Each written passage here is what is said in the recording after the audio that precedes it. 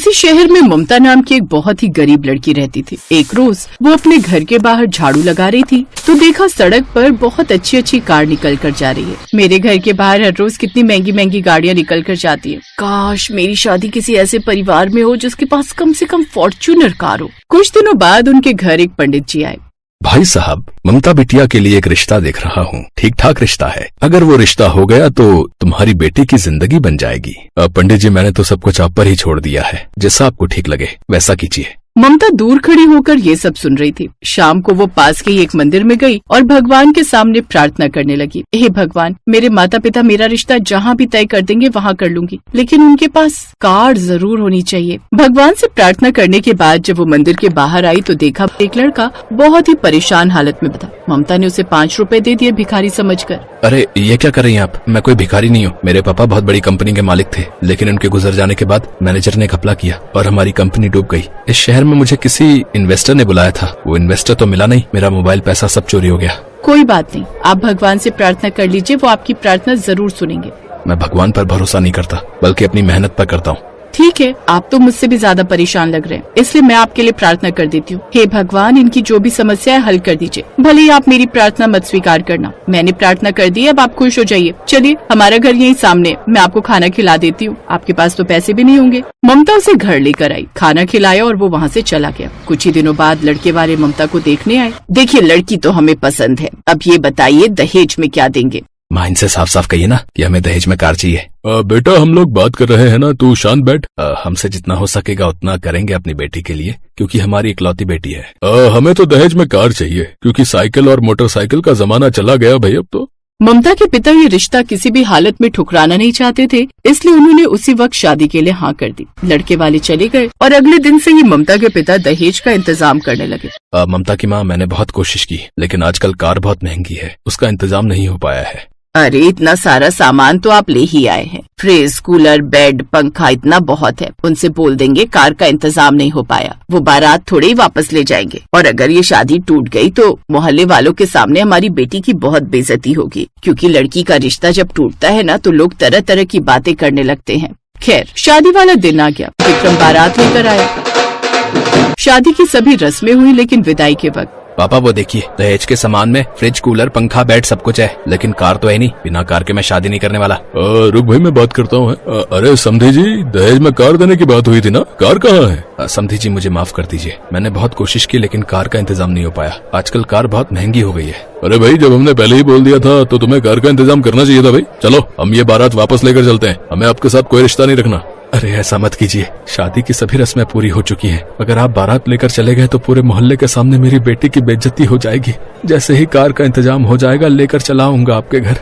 पंडित जी के कहने पर लड़के वाले ममता को विदा करके ले गए। ससुराल पहुंचते ही ममता के ऊपर अत्याचार होने लगा। सुन, थोड़ी देर बाद तेरी मुंह दिखाई होने वाली है। मोहल्ले वाले आते ही होंगे, जल्दी से पूरे घर में झाड़ू लगा, उसके बाद उन सबके लिए नाश्ता बना। ठीक है सासू माँ। उसकी सास ने उसे कपड़े तक नहीं बदलने दिए। ममता ने दुल्हन के लिबास में ही सबके लिए नाश्ता बनाने लगी। थोड़ी देर बाद मुंह दिखाई की रस्म शुरू हो गई। बहू तो बड़ी सुंदर है, ये लो बिटिया मेरी तरफ से। क्यों विक्रम की माँ, तुम तो शादी के पहले बहुत लंबी लंबी हाँक रही थी कि तुम्हारे बेटे को दहेज में कार मिलेगी। सुना तूने? तेरी वजह से इन मोहल्ले वालों से मुझे क्या क्या सुनना पड़ रहा है। बहू को क्यों डांट रही हो? गलती तुम्हारी है, पहले से इतनी बड़ी बड़ी बातें नहीं करनी चाहिए थी। सारी औरतें वहाँ से चली गई। ममता अपने कमरे की तरफ जा ही रही थी कि तभी, कहाँ जा रही हो महारानी? ये सब कचरा कौन साफ करेगा? बर्तन कौन धोएगा? तुम्हारा बाप? सासू माँ, मेरे पापा को बीच में मत लाइए, मैं बहुत थक गई हूँ, थोड़ा आराम कर लूँ, उसके बाद साफ सफाई कर दूंगी, बर्तन भी धो दूंगी। तभी वहाँ पर उसका पति विक्रम आ गया।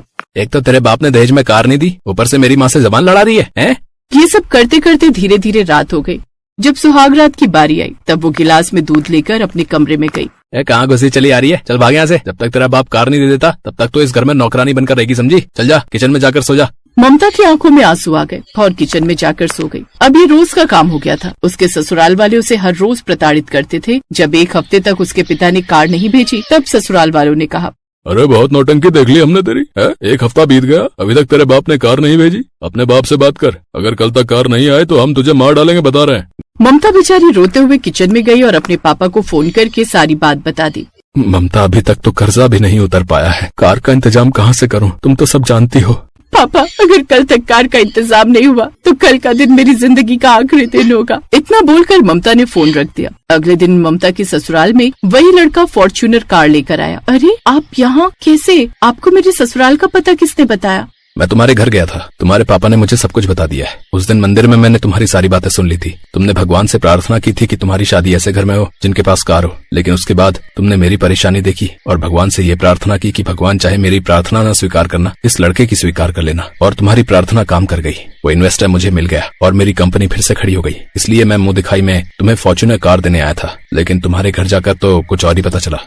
ये सुनकर ममता बड़ी खुश होती है और वो गाड़ी तोहफा समझकर रख लेती है। पहले तो उसके ससुराल वाले भी कार देखकर खुश हो जाते हैं, लेकिन फिर सास को ये बात कुछ खटकने लगती है। वैसे बेटा, एक बात कहूँ, बुरा मत मानना, लेकिन तुझे कुछ अजीब नहीं लगता? मतलब आजकल के जमाने में कोई किसी को एक रुमाल तक गिफ्ट नहीं देता, और वो अनजान लड़का एक दिन की मुलाकात के पीछे बहू को इतनी महंगी कार देकर गया।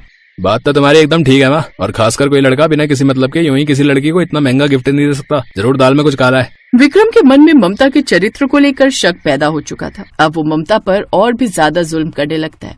अच्छे से जानता हूँ मैं, जरूर यार होगा वो तेरा शादी से पहले का, जिसके साथ तूने न जाने क्या क्या रंगरलियां मनाई होंगी। इसलिए तो आज वो तुझे इतना महंगा तोहफा देकर गया है। सच सच बता, अभी भी तू छुप छुप कर उससे मिलने जाती है ना? बता, कौन से होटल में जाती है, बता। बस कीजिए, अब और नहीं। आप लोगों के जुल्म में कब से सही जा रही हूँ। आपकी मैंने हर मांग पूरी की, यहाँ तक कि अपने पिता को भी कितना परेशान किया कार के लिए, लेकिन अपने परिवार की इज्जत की खातिर मैं ये सब सहती रही। लेकिन अब बात मेरे चरित्र पर आ गई है, और अब मैं ऐसे घर में नहीं रह सकती जहाँ के लोग मेरे चरित्र पर उंगली उठाए। आ जा, निकल इस घर से। तेरा गरीब बाप भी तेरा बोझ नहीं उठा सकता। 2 दिन बाद खुद ही लौट कर आएगी यहाँ।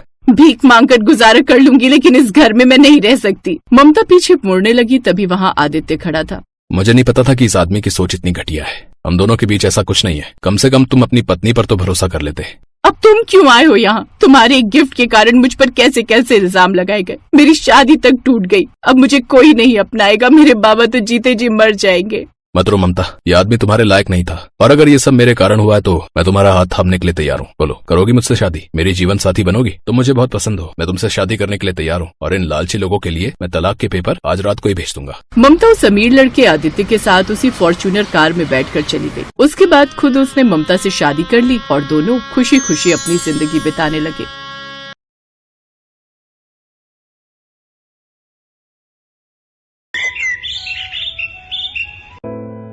राधा की शादी हुई तो वो बहुत ख्वाहिशों के साथ अपने ससुराल पहुंची, पर राधा की सारी ख्वाहिशें वहीं खत्म हो गई जब उसने अपनी सास सुधा और ननद कमलेश का व्यवहार देखा। उसकी सास और ननद बहुत ही लालची स्वभाव की थीं। जब उन्होंने देखा कि राधा अपने साथ दहेज में कुछ भी नहीं लाई है, तो उन दोनों ने उस पर अत्याचार करने शुरू कर दिए। राधा बहू, नाश्ता कब तक मिल जाएगा? अभी तक तूने रसोई में कुछ भी नहीं बनाया। माँ जी, वो रसोई में नमक का डिब्बा ढूंढ रही थी। पूरी रसोई में कहीं दिखाई नहीं दे रहा, इसीलिए थोड़ी देर हो गई। अरे बहू, बस इतनी सी बात थी, मुझसे पूछ लिया होता। वो देखो, सामने नीले ढक्कन वाले डिब्बे में नमक ही तो है। अच्छा वो, शुक्रिया माँ जी, आपने बता दिया। मैं अभी खाना लेकर आती हूँ। राधा खुशी खुशी बहुत ही स्वादिष्ट खाना तैयार करती है और सबको परोसती है। और जैसे ही सुधा, कमलेश और राधा का पति महेश खाने का निवाला मुंह में डालते हैं, वो तीनों थूक देते हैं। ये क्या माँ, मीठा खाना? इसमें तो इतनी सारी चीनी भरी पड़ी है। भला सब्जी में मीठा कौन डालता है? मीठा नहीं तो मैंने तो नमकीन खाना बनाया, ये मीठा कैसे हो गया? हाँ, ये तो मीठा है। ओह, लगता है बहू ने नमक की जगह चीनी डाल दी है। मैंने तो नमक ही डाला था माँ जी, वो आपने मुझे बताया था ना, नीले ढक्कन वाला डिब्बा जिसमें नमक था। सत्यानाश! अरे मैंने नीले ढक्कन वाला नहीं बोला था, मैंने पीला ढक्कन वाला बोला था। नीले वाले में तो पिसी चीनी रखी थी। तुझे सुनने में गलती हो गई। कैसी बेवकूफ बहू घर में आई है। नहीं माँ जी, आपने मुझे नीले ढक्कन वाला ही बोला था। मुझसे सुनने में गलती नहीं हो सकती। अरे माँ, ये कल की आई हुई आपको झूठा बना रही है, बताओ तो। राधा, ये क्या तमीज है माँ से बात करने की? माँ क्या झूठ बोलेंगी? इतने सालों से माँ ही रसोई संभाल रही हैं। वो इतनी बड़ी भूल नहीं कर सकती। पूरा खाना खराब कर दिया। अब दुकान पर पूरा दिन भूखा ही रहना पड़ेगा। अरे महेश बेटा, सुन तो, मैं तुझे दूसरा खाना बनाकर देती हूँ। रुक तो बेटा, रुक जा। महेश गुस्से में चला जाता है और राधा की सास और ननद उसे पीटना शुरू कर देती हैं। एक तो पहले ही तेरे ऊपर तरस खाकर तुझे अपने घर की बहू बना लिया, अपने साथ दहेज में फूटी कौड़ी भी लेकर नहीं आई, ऊपर से खाना बनाया वो भी मीठा, और मुझे झूठा ठहराती है। हाँ, आज तेरी खैर नहीं।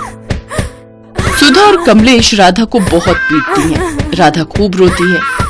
अब तो रोजाना ही किसी न किसी बात पर सुधा और कमलेश राधा को मारती पीटती रहती थी। महेश अपनी माँ और बहन पर ही विश्वास करता था और उसे लगता था कि राधा ही गलत है।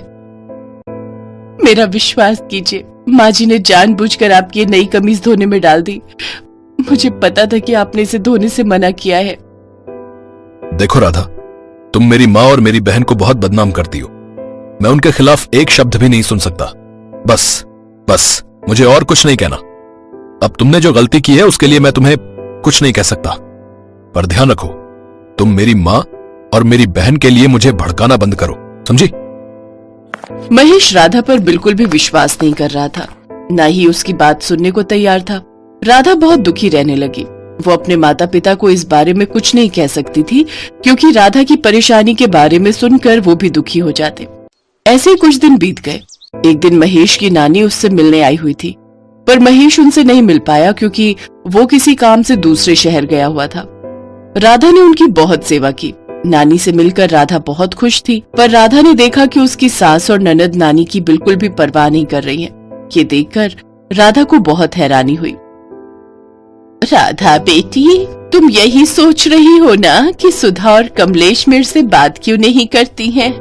आज मैं इसकी सच्चाई तुम्हें बता ही देती हूँ। सुधा महेश की सौतेली माँ है। मेरी बेटी यानी कि महेश की सगी माँ कमला तो महेश जब 3 साल का था तभी इस दुनिया को छोड़कर चली गई थी। महेश ये बात जानता है, पर बचपन से वो सुधा के साथ रहा, इसीलिए वो सुधा को सगी माँ से भी ज्यादा प्यार करता है और कमलेश को अपनी सगी बहन की तरह ही प्यार दुलार देता है। पर वो ये नहीं जानता कि सुधा और कमलेश उसे सौतेला ही मानती हैं। बाकी तो तुमने शादी के बाद देख ही लिया होगा। मैं जानती हूँ इन्होंने तुम्हें भी नहीं छोड़ा होगा। इन्हें पैसे वाले घर की लड़की बहू बनानी थी। ये दोनों एक नंबर की लालची हैं। नानी जी, मैंने उनसे कई बार इस बारे में बात की है, पर यह है कि मेरी सुनते ही नहीं है। मुझे नहीं समझ में आता कि मैं ऐसा क्या करूं ताकि माँ जी और कमलेश की सच्चाई इनके सामने आ जाए। सुधा और कमलेश बाजार गई हैं। उनके आने से पहले मैं तुम्हें सब समझा देती हूँ, चिंता मत करो। ये देखो, हमारे पूर्वजों का 9 लखा हार है। मेरी सास ने मरते समय मुझे दिया था। शादी के बाद ये हार मैं कमला को देना चाहती थी, पर उसने मुझे कहा कि जब महेश बड़ा होगा तब मैं उसकी बहू को ये हार दूं। कमला और जमाई बाबू तो ये सब देखने के लिए अब इस दुनिया में नहीं है। बेटी, ये 9 लखा हार अब मैं तुम्हें दे रही हूँ। अब बस जैसा जैसा मैं कहती हूँ वैसा ही तुम करना। ये 9 लखा हार भी तुम्हारे पास रहेगा और तुम्हारा पति महेश भी सही हो जाएगा। राधा को सब कुछ समझाकर नानी चली जाती है। महेश वापस लौटता है तो राधा उसे नानी के दिए 9 लखा हार के बारे में बताती है। मैं आपको अभी दिखाती हूँ, बहुत सुंदर हार है। एक काम करते हैं, हम इसे माँ को दे देते हैं, माँ संभाल कर रख लेंगी। मैंने तो माँ को बोला था कि आप रख लो, पर उन्होंने ही मुझे मना कर दिया। बोला कि ये बड़ी जिम्मेदारी वो नहीं संभाल सकती। अच्छा, मैं अभी जाकर पूछता हूँ। लाओ दिखाओ जरा हार। कहाँ गया? अभी तो यही रखा था। अरे, 9 लखा हार कहाँ चला गया? मैंने तो अलमारी में इसी डिब्बे में रखा था। महेश, हार गायब है। माँ, आपने राधा का 9 लखा हार देखा, जिसको रखने की जिम्मेदारी राधा आपको दे रही थी? कौन सा 9 लखा हार? मुझे किसी हार के बारे में नहीं पता। वही हार माँ जी जो नानी माँ मुझे देकर गई हैं। भैया, नानी माँ कौन सा 9 लखा हार देकर गई हैं? हमें तो भाभी ने कुछ नहीं बताया। सुनिए, मैंने माँ जी और ननद जी को हार दिखाया था। मुझे नहीं पता ये दोनों इस बात से क्यों मुकर रही हैं। इतने प्यार से नानी माँ ने वो 9 लखा हार मुझे दिया था। पता है, वो हार नानी माँ आपकी स्वर्गीय माँ को देना चाहती थी, पर माँ जी का मन था कि वो हार मैं पहनूं, यानी कि आपकी पत्नी और उनकी बहू। मुझे नहीं समझ आ रहा वो 9 लखा हार कहाँ गया। राधा ये सब जानबूझकर कर रही थी। वो ये बात जानती थी। वो बहाने से रोती रोती सुधा के कमरे तक जाती है और उसकी पलंग पर बैठ जाती है। राधा ने खुद ही सुधा को सबक सिखाने के लिए हार पलंग के गद्दे के नीचे छुपा दिया था। ये क्या छुप रहा है? इसके नीचे तो कुछ है। क्या है? अरे ये तो वही नौलखा हार है जो नानी माँ ने दिया था। सुनिए, ये हार माँ जी के बिस्तर पर है। इसका मतलब माँ जी ने मेरे कमरे से इस हार को चुरा लिया। माँ जी, मैं तो आपके पास खुद ही ये हार लेकर आई थी, फिर आपको इसे चुराने की क्या जरूरत थी? माँ, आपने ऐसा क्यों किया? आपने चोरी की अपने ही घर में? मुझे सच में अपने ही घर में? मुझे सच में ये देखकर बहुत हैरानी हो रही है। नहीं महेश बेटा, मैंने कोई चोरी नहीं की। मुझे नहीं पता ये हार यहाँ कैसे आया। महेश अपने कमरे में चला जाता है। बस ऐसे ही कितनी बार मैंने भी अपनी सच्चाई का सबूत दिया, पर आपने हमेशा मुझे झूठा ठहराया। अब आपको पता चल रहा है कि किसी को जबरदस्ती झूठा फंसाने से उस व्यक्ति को कितना दुख होता है। आज आप पर बीत रही है ना, तब आपको समझ आ रहा है। अब देखना, धीरे धीरे मैं महेश को अपनी तरफ ले लूंगी और उसके बाद आप दोनों यहाँ नहीं रहोगे। नहीं नहीं, मुझे माफ कर दो बहू। मेरा और मेरी बेटी का इस दुनिया में कोई भी नहीं है। मैं तो इसी घर में अपने बेटे के सहारे रह रही हूँ। मैं महेश को सब सच बता दूंगी कि मैंने तुम्हारे साथ क्या क्या किया। मैंने तुम्हें बहुत दुख दिए। अचानक महेश सारी बातें सुन लेता है। उसके पैरों तले जमीन खिसक जाती है कि अब तक वो अपनी पत्नी राधा को कितना गलत समझता था, पर असली गुनहगार उसकी माँ और बहन थी। मैंने सब कुछ सुन लिया माँ, पर मैं आप दोनों को यहाँ से कहीं नहीं भेजूंगा। लेकिन आप दोनों से मेरा कोई वास्ता भी नहीं रहेगा। मैं अपनी पत्नी राधा के साथ घर के उस तरफ रहूंगा। मैं कल ही किसी को बुलाकर यहाँ दीवार खिंचवा देता हूँ ताकि आपका चेहरा मुझे दिखाई न पड़े। नहीं नहीं महेश बेटा, मुझे माफ कर दो। लालच में आकर मैंने बहू के साथ बहुत गलत किया। मैं भले ही तुम्हारी सौतेली माँ हूं, पर बचपन से मैंने तुझे पाल पोस कर बड़ा किया है। मुझे माफ कर दो बेटा। सुनिए, मैं ये कभी नहीं चाहती कि आप माँ जी और ननद जी से अलग रहे। मैं तो बस इन्हें इनकी गलती का एहसास दिलाना चाहती थी, और इस सब में नानी माँ ने ही मेरा साथ दिया। बस इन्हें अपनी गलती का एहसास हो गया, मुझे और कुछ नहीं कहना।